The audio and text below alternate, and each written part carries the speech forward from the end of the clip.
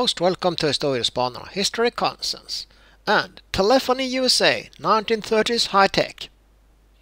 And if you think that it's all about switchboards, operators and telephones without a rotary dial, then you're in for a big surprise.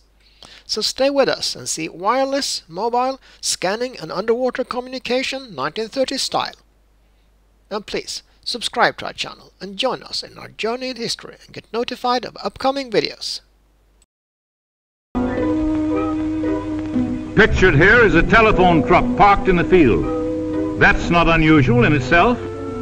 But here's an activity that does seem a bit out of the ordinary. Can it be that we're seeing the sections of an oversized fishing pole being joined together? Yes, that's just what it is, an oversized fishing pole. But not of the kind popularized with that famous old angler Isaac Walton. This particular pole is in reality a radio antenna that will fish telephone messages out of the air, and it will also cast them into the air. What we are watching is a routine test of a portable transmitting and receiving radio unit that makes it possible to combine radio and wire telephony for communication purposes. An important use of the apparatus might be in such emergencies as when a hurricane or a flood, for example, has brought about a gap in the wire facilities. Since communication at such times is all important, the engineers set out to develop this radio bridge which will span the gap while the wire lines are being restored. The entire equipment weighs only a few hundred pounds and can obtain power for its operation from a gasoline-driven generator in case other power is not available. There is a combined radio transmitter and receiver of special design that needs only simple adjustments to be ready for service. A third unit for switching and general control completes the compact and portable outfit. In a few minutes after reaching a locality where service has been interrupted, the antenna is in place and connections made with the telephone wires at the point of the break. And then station, well, let's call it station PHONE, is ready to go on the air, ready to communicate with a similar unit that is waiting for messages across a flooded valley, a storm-swept mountain range, or in some suddenly isolated community, or perhaps at an emergency relief station such as a Red Cross field hospital. The usefulness of portable emergency equipment was abundantly demonstrated in the New England hurricane of 1938. Many towns were completely isolated, but in several instances, telephone engineers with hastily improvised apparatus were able to establish these radio links so that combined radio and wire communication would connect the stricken communities with the world outside. And so again, we find science and engineering in important cooperation to provide a means for getting the message through under unusual emergency conditions. These pictures, therefore, bring us good news indeed. Operator. Operator.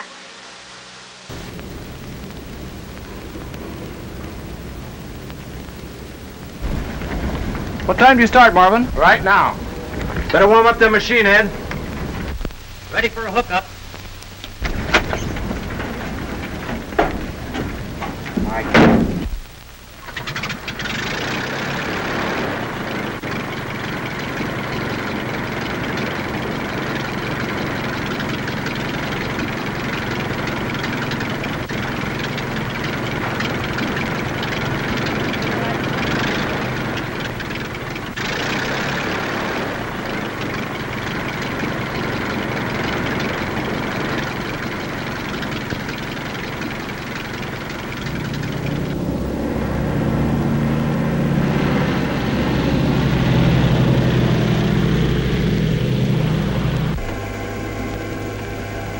Give me this to rush. Okay, lights out. Every available development of science and engineering has been utilized to get the story to the reader in the shortest possible time. And now, the latest miracle of news gathering, sending pictures by wire, has lifted the curtain on a new era in newspaper history. Traveling almost as fast as the telephone story, wired photos now go across the continent with the speed of light. Long distance supervisor, I want a clear circuit to the Daily News for picture transmission. Please keep this line clear. Here's the Daily News. Go ahead, please. Wide world wired photo. This is mobile unit number 1 in the valley, ready with pictures of stunt car and airplane. Give me your signal.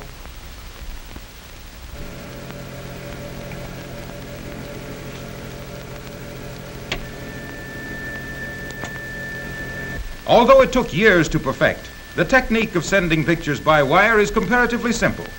It's not a matter of sending the whole picture at once, but of separating the picture into fine lines, sending those lines over a wire and assembling them at the other end. Time. The whole story of wired photo transmission then is simply this. A lamplight scans the original picture. A white spot on the picture makes a lot of current. Lots of current makes lots of light on the receiving machine and so exposes the negative more heavily at that point.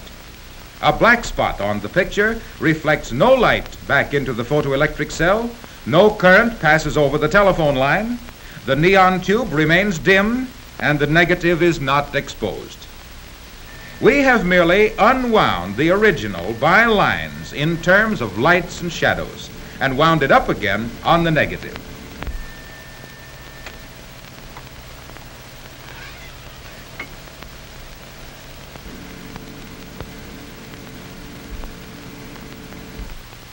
The negative now goes through the regular routine. It is developed and printed and made into a half-tone engraving called a cut. Put into the form, it goes with the page to be made into a mat, then a mold, then a part of the roaring presses. Before the advent of wired photos, days were required to send a picture from coast to coast by train and hours by airplane. Now, it is only a matter of minutes after a news event has occurred before newspapers all over the country are carrying pictures that tell the story more graphically and completely than the printed word. Pictures sent from any location by simply picking up a telephone and calling the paper.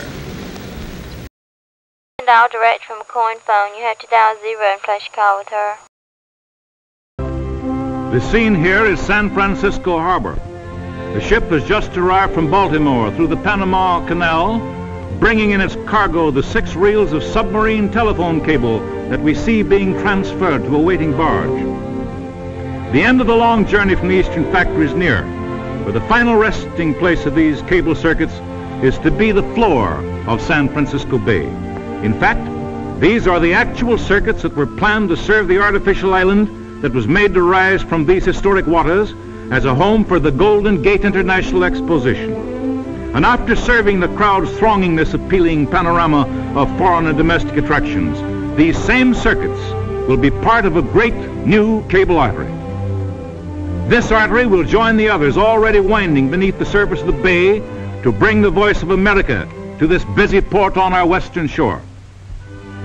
There's an interesting engineering story in this sequence of pictures, but I see in them another and a special significance, and that is the extraordinary skill and technique that is mobilized in this modern day to combat a small but deadly peril to such circuits as these, a single drop of water. Yes, it is of vital importance to prevent the entry of a single drop, for if one drop can enter, so can another, and another, and another, until the electrical transmission of speech is impossible. So underwater circuits must be provided by the cable makers with unusual protection both against leakage and against accident.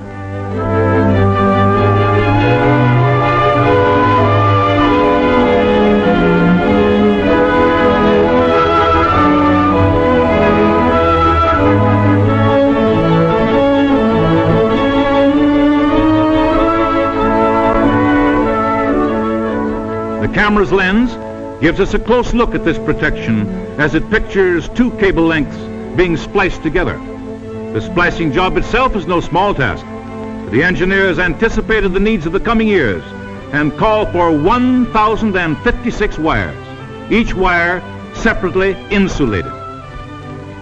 There's a boiling out process with petrolatum to remove every trace of moisture, and then the lead sleeve is pulled over the splice, and there's some mighty hot lead to handle as the sleeve is made part of the cable's smooth and pliable metal coat. This looks like a workmanlike job, but these cable men aren't yet satisfied that the splice is airtight. They're going to conduct a most important testing investigation. A hole is made in the lead.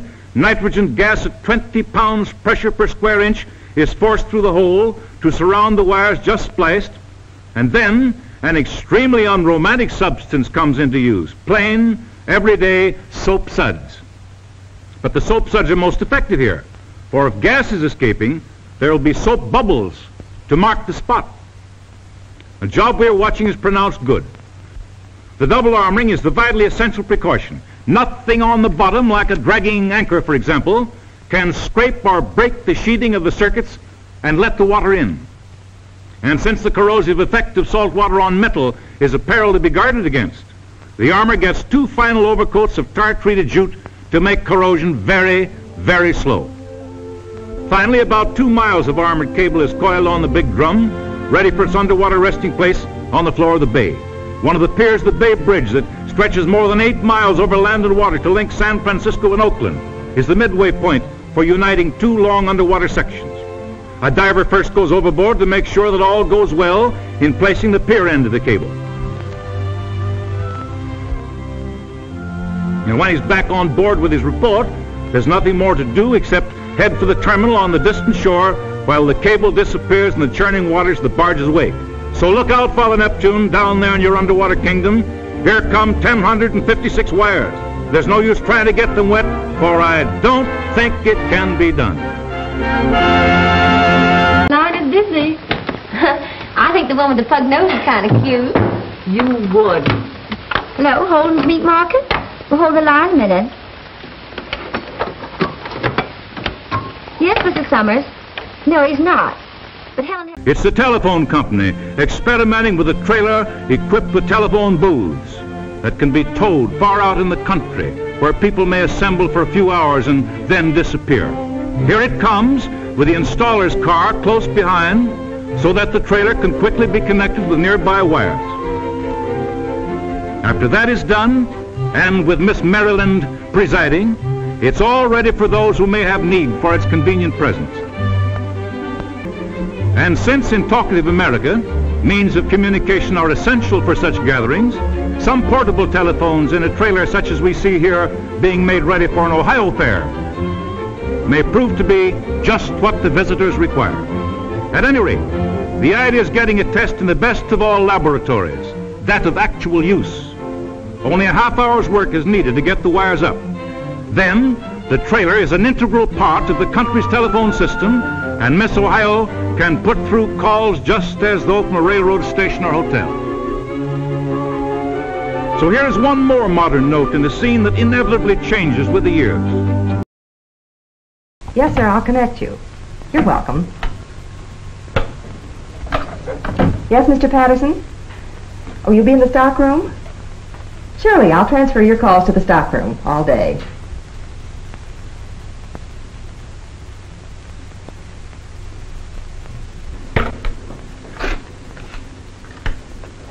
Burton Supply Company. Mr. Wilson? Thank you.